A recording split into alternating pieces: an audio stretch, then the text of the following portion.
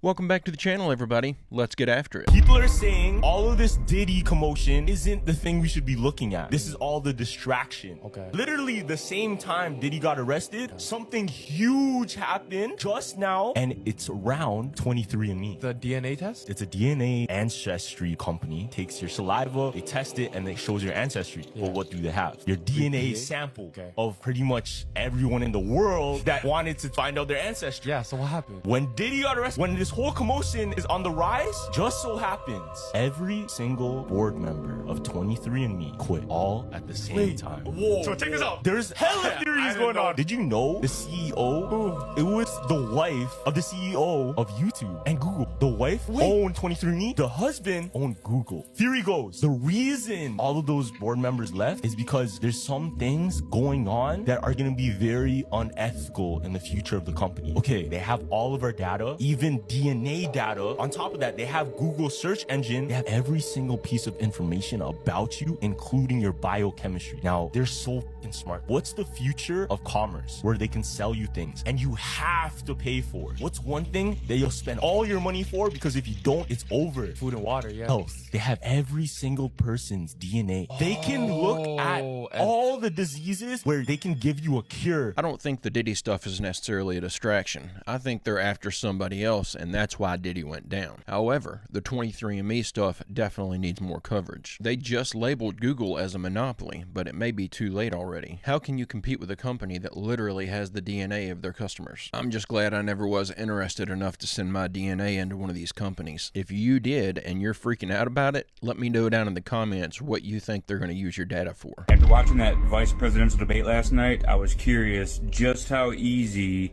that CBP One app was to use. So I downloaded it. So once you create an account from the main page, you just have to choose if you're the smuggler or the smugglee. Then you just got to fill in basic info, first name, last name, you know, all the basics. I don't know my gender yet. I'm still figuring that out. Now it's time to take a selfie, and passport or any identification is also optional. Then it asks you which state you're headed to. I said I didn't know the address, I didn't know the city. I just chose California, and then I added the first zip code that Google gave me for California. And that's it. I'm good to go. It does let you choose between like 8 different bridges to meet under. I chose the Eagle Pass bridge to meet under. I just have to wait until noon, so a couple more hours to actually make my appointment. Now I know what you're saying. That's not you, that's Carlos Mencia. Correct. I was just trying to show you how easy it was to register. I'm just a white dude from Michigan. This took me 5 minutes. Someone who really wants to get into this country, get temporary asylum with open-ended expiration dates, they'll just use their own picture. I said I have no documentation, I have no ID, no passport, no license. There is no way to cross-check who I say I am with who I really am. All they go off of is the picture that you see. He's saying all they go off of is the picture you upload, and he didn't even upload a real selfie and it still worked. That photo should have at the very least been flagged as potential AI or something. It's literally a photo of the guy's cell phone.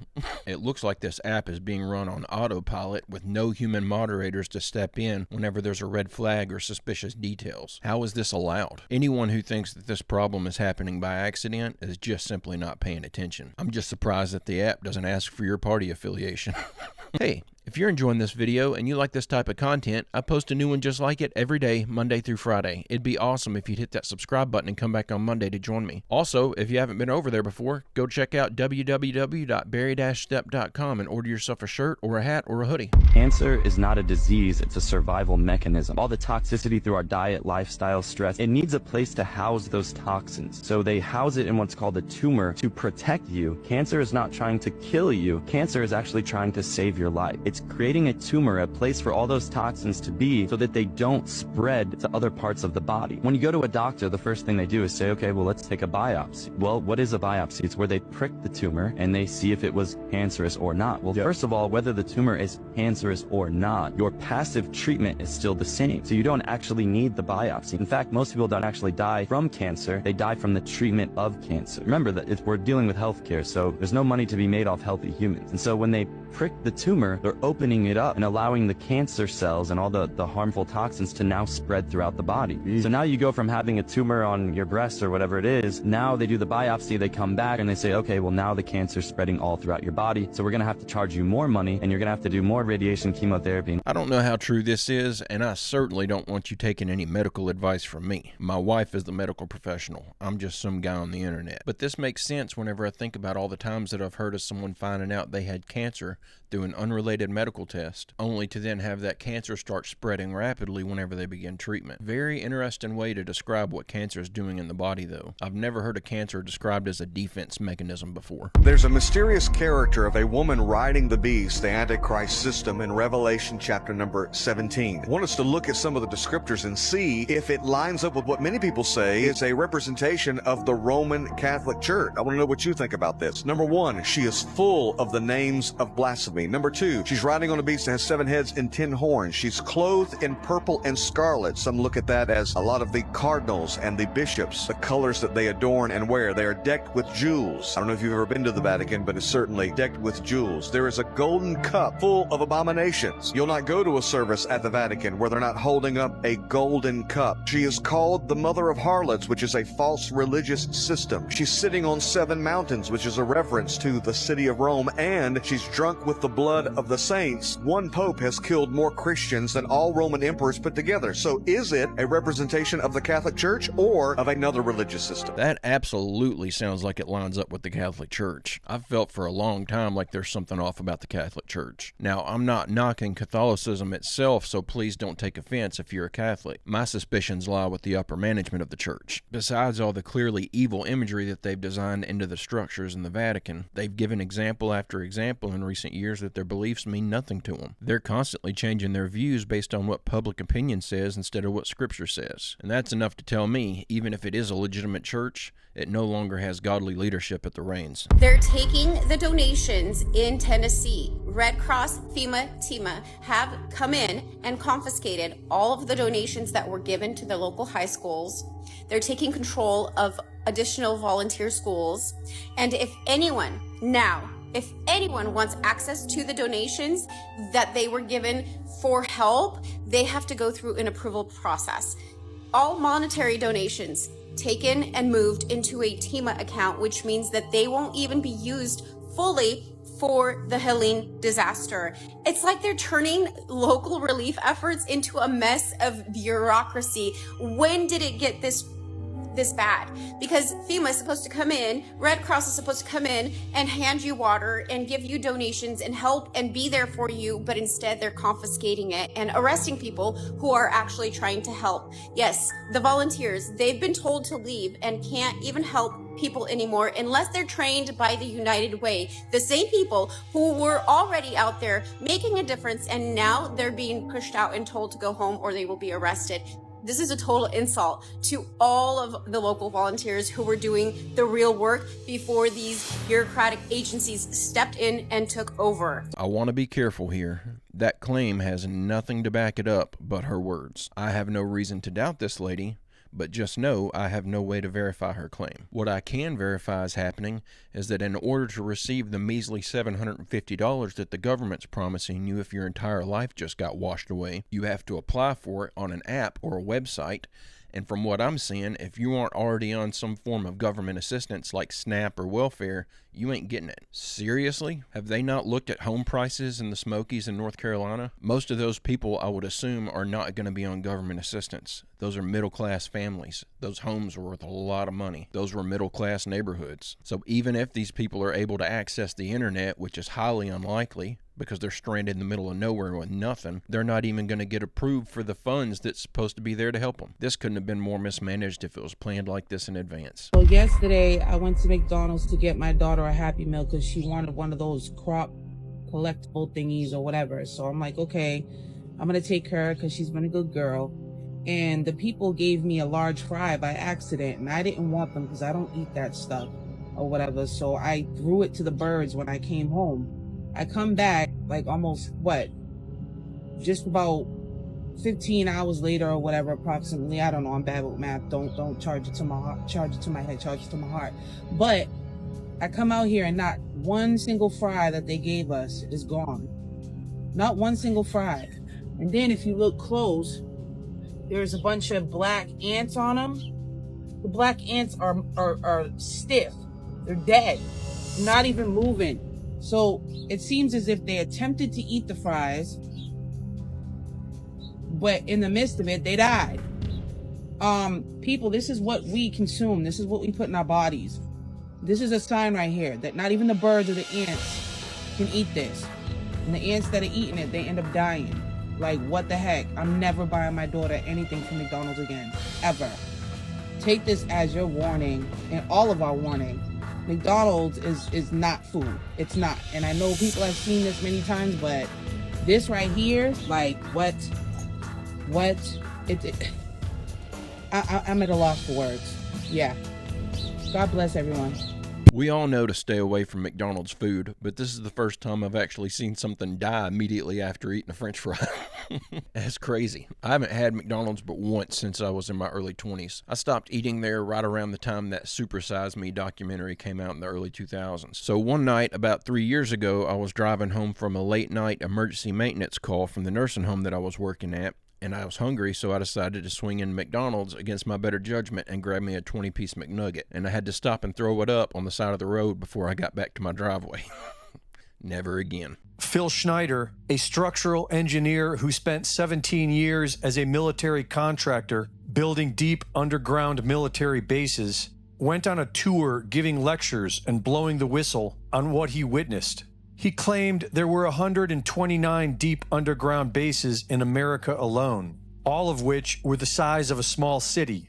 He found that some of these underground bases were connecting to ancient underground tunnels and cave networks that were inhabited by a non-human species, which he ran into while building an underground base beneath Dulce, New Mexico. Schneider said that the Dulce area was a hub of underground bases, all connected by a high-speed underground rail system.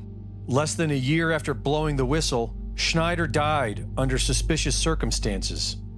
Dulce, New Mexico is 170 kilometers from the Four Corners, an area known for the Skinwalkers, who the Hopi tribe describe as a non-human species that live underground. Dulce is 260 kilometers from Scientology's heavily guarded underground Trementina base. And Dulce is 200 kilometers from Jeffrey Epstein's Zorro Ranch, which is known to have an 8,000 square foot underground level and is rumored to lead even deeper underground.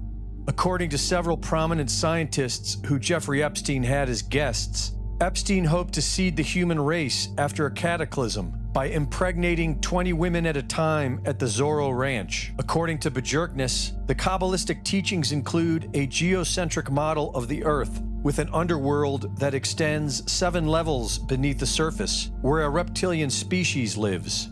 These legends foretell a cleansing of the Earth when everyone on the surface will perish, and only those in the underworld will survive.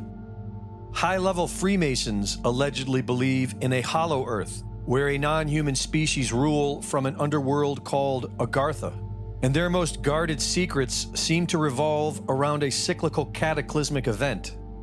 Phil Schneider also built submarine bases and said that most were connected to the vast network of deep underground bases.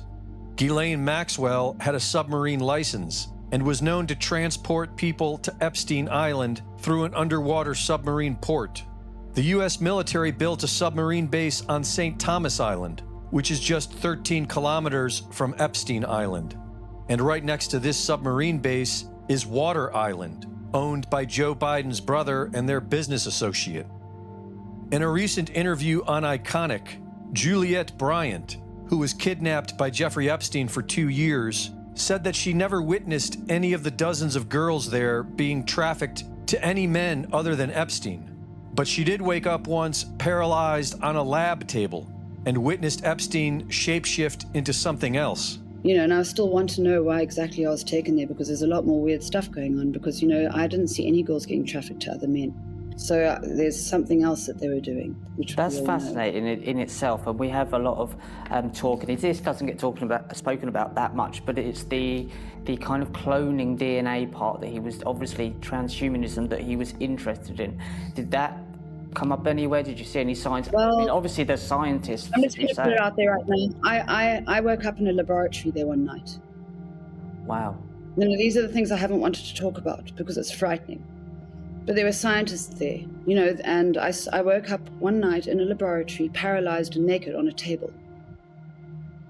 I would like to be lie detected on this. There are other weird things that I saw. I saw Epstein shift in front of my eyes.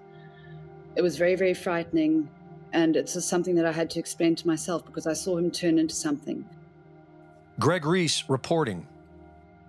I was a little nervous about putting this clip in here because of the subject matter, and it may cause me trouble with YouTube, but what a great clip. I had to share it. I just had to. I've never heard that Epstein was into all this transhumanism stuff, or that he was potentially conducting science experiments on his abductees. This gives the Epstein story a whole new level of crazy. And I also can't help but wonder, as I'm sure this video is trying to imply, did Epstein use these underground government tunnels? It looks suspicious to say the least. That sure would explain the sweetheart deals and the slaps on the wrist that he received.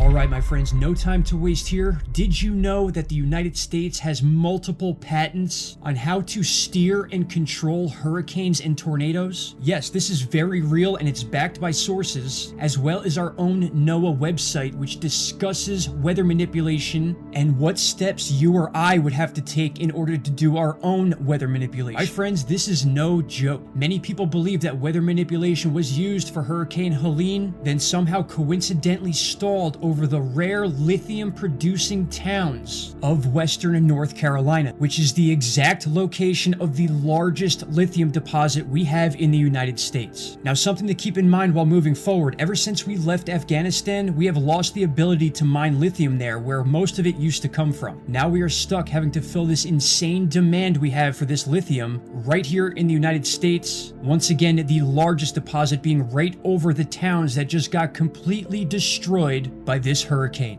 Alright, so before I tie this all up with this lithium situation, this video you're looking at right now went super viral over the last few days. We have over 3 million views on this clip here, where we are talking about these weird anomalies that were taking place right before landfall of Hurricane Helene. There's a lot of controversy about what's going on here, but these things pointed directly to where we saw landfall. Not only that, but we saw some weird scalar looking beams in there, a lot of weird stuff that we were breaking down, and it's causing a lot of talk about this situation, which is the point here. We've already established that weather manipulation exists, but I want you to take a look at this website from 2007, my friends. That's 17 years ago. And it came out from the Telegraph. It says, "Scientists a step closer to steering hurricanes." Now, in this article, they explain how they are using technology in order to control, manipulate, and steer these types of storms, including tornadoes. So when you take things like this, and you also add these patents that have been out for decades, you begin to see a picture being painted of what is really going on. Now, this isn't to say that every bit of weather is manipulated and controlled. It means that they have the capability of doing this, and it's right in your face. Now, I can't say for sure that Hurricane Helene was controlled by this type of technology, but it certainly looked like it was, and it certainly did epic, record-breaking damage that we have not seen in any of our lifetimes. So this will come down to you making your own conclusions and taking the data and making your own educated decisions on what you're seeing. We are in a place in history where it's almost impossible to be able to trust our own media or government, and I don't need to go over explanations on why that is. So now that we have all these steps in place, think about the situation as a whole. This wild hurricane comes barreling towards Florida, and we suspected that once this thing got close to land, it would rapidly intensify, and that's exactly what it did. And in my opinion, the reason that happened is because once it got close enough to our NEXRAD radar towers, it was then able to be influenced, as I've shown in many videos. Alright, now finally, I just want to conclude with this. 1 year ago, almost to the day, as you can see in this article, North Carolina lithium mine to reopen with $90 million Pentagon order to help increase U.S. production. My friends, if this is not screaming to you right now, I don't know what else can. Just take a look at how much lithium we've used year to year up to 2024, and then once again ask yourself, what are the chances that this flood takes place in the biggest spot in the United States that we can even mine this stuff? My friends, the information's there, it's been there, and if you don't go check it out now, it might not be there forever. I appreciate you all. I'm praying for every single person affected by this storm. What we are seeing happening out there is absolute tragedy, and it seriously makes my heart break. All right, everyone, until the next video, I will talk to you all very soon. Take care. Bye-bye. I don't know who this video is trying to point the finger at, but I would likely run out of breath and pass out trying to list off all the countries right now that are mad at the United States. In just a few short years, we've gone from being a well-respected superpower to being a laughingstock. I would say, though, if this were true, and we would need much more evidence than this, I'd be looking at China first. They are ruthless when it comes to stealing minerals from other countries. And now that we don't have access to any lithium mines across the pond, it would totally make sense that they'd want to shut down our home-based operation. Then we'd have no choice but to buy from them, if they're willing to sell it to us. Now, I don't know enough about weather radar to know if this is true or not, but those straight lines it was showing on that radar screen sure did look suspicious. Looked like lasers being pointed across the landscape. And how does the saying go? There are no straight lines in nature? Do you really think our ancient past could move and lift something like this? Good old Egypt was built with some of the most mysterious construction techniques thousands of years ago that we still question today. And honestly, the more we find, the less sense it makes. To this day, historians and Google debunkers love pretending like they know exactly how our ancestors did it, despite us not being able to replicate half of what they did using their suspected methods in modern times. Yet these stone blocks just keep on getting bigger and bigger, showing us how little we really know. But oh, this right here, this is not Egypt. Everything you just saw is in Utah in the United States. The experts are trying to convince themselves at this point that these are natural. Found just a little north of Monument Valley in Utah, home to some of the most unique geological features in the world. Quite literally, these are unbelievable, and there's virtually no other place on Earth with the same formations found in this region. With iconic structures we're told are completely natural, when some of them kind of look like no, I'm not gonna go there. Or maybe, okay, no, these are from the Grand Canyon, which is nearby, and I already made another video on that, so go check it out after if you want. Now, this area here is rumored to be an ancient quarry, as you can tell by these perfectly cut megalithic stone blocks.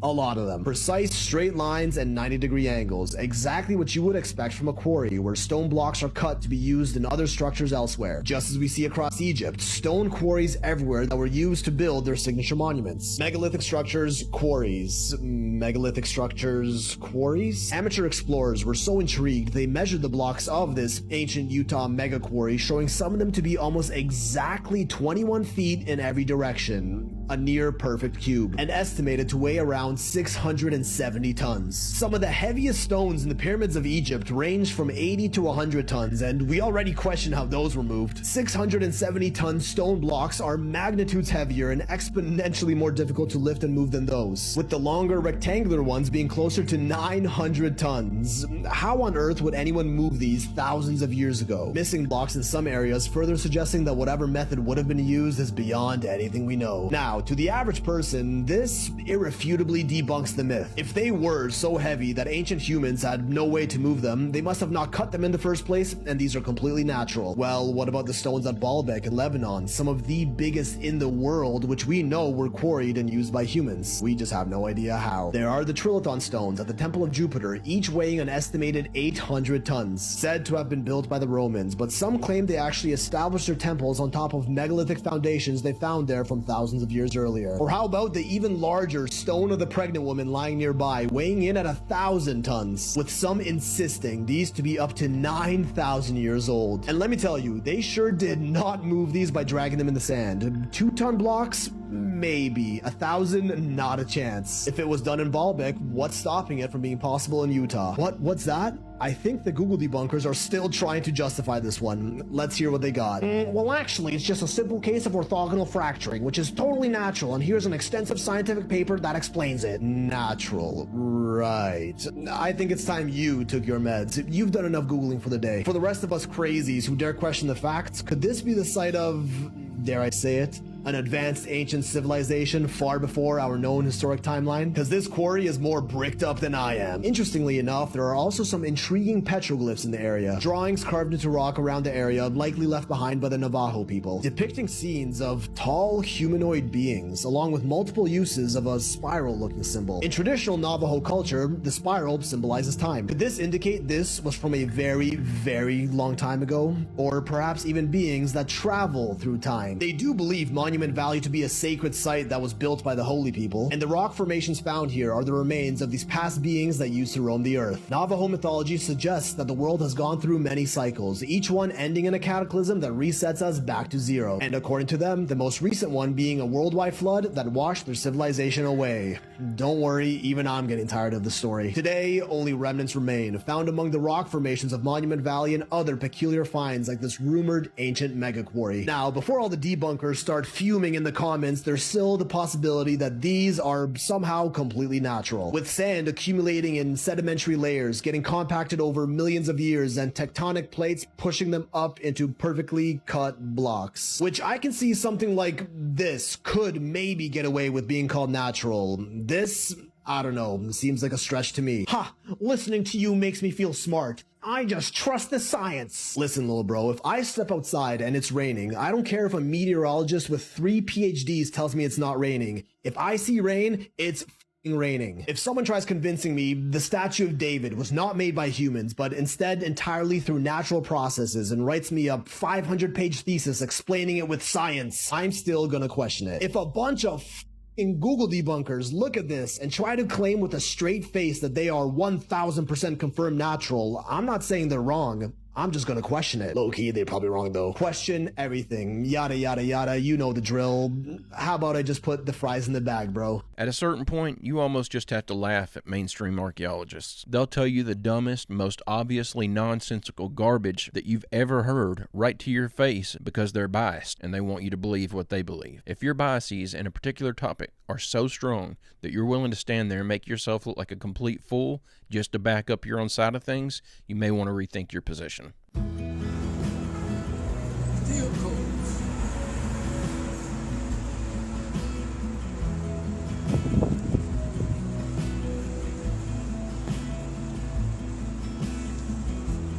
This is our good clip of the day. This was actually sent in to me by the artist Renda Ryder, who is a viewer of the channel. This is Renda creating a handwritten mural in Miami, writing their original phrase, "Love is a risk, do it anyway," over 1 million times in small print by hand on a 40-foot by 40-foot wall. And it took 6 weeks to complete it. I don't have the patience for something like that. That's a great idea for a mural though, and in the midst of all this evil satanic imagery and stuff that's always shoved in our face, it's nice to see someone out here trying to spread a message of love. But guys and gals, I'm gonna go ahead and end the video right there. I hope you enjoyed these clips we watched together today. I'll be back on Monday. I hope you come back to join me. Don't forget to leave a like and subscribe if you haven't already, and check out www.barry-stepp.com if you'd like to order yourself a shirt, hat, or a hoodie. Also, don't forget to post your photos of your merch over in the Discord to get your photo in a video. But with all that out of the way, I hope everyone has a great, safe, fantastic rest of your weekend, and I will see you all on Monday.